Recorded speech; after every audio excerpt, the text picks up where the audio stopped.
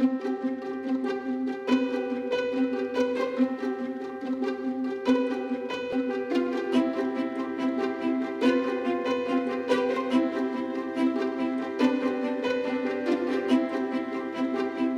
une dizaine d'années, le pôle Interfora IFEIP a développé une offre d'accompagnement qui consiste à mobiliser les opérationnels vers la performance industrielle et en particulier sur le thème de la santé et sécurité au travail.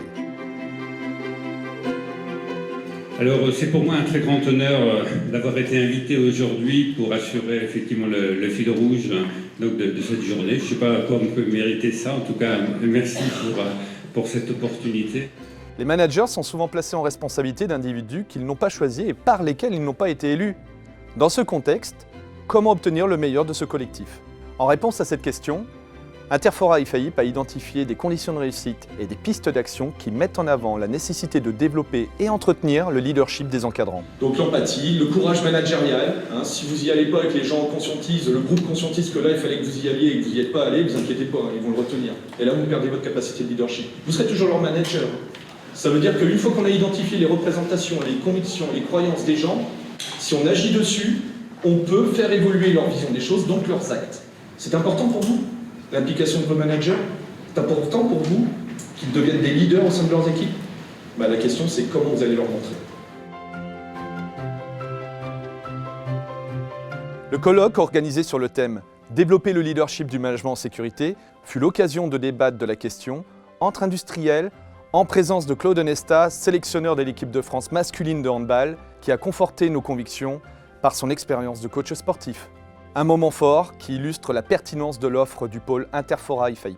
À un moment donné, il y a quelqu'un qui prend la parole et qui dit voilà, je pense que sur cette situation, on doit faire ça, ça et ça. Donc ça c'est intéressant parce qu'en plus ça vous donne un peu des éléments de compréhension sur le fonctionnement de votre groupe. Donc celui qui vient de prendre la parole, bien évidemment, c'est un leader.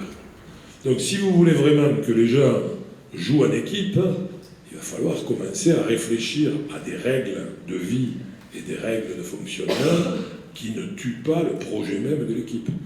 Penser que l'autorité, parce qu'on va la répéter, va devenir quelque chose d'accepté par l'autre, c'est ne pas comprendre les phénomènes humains.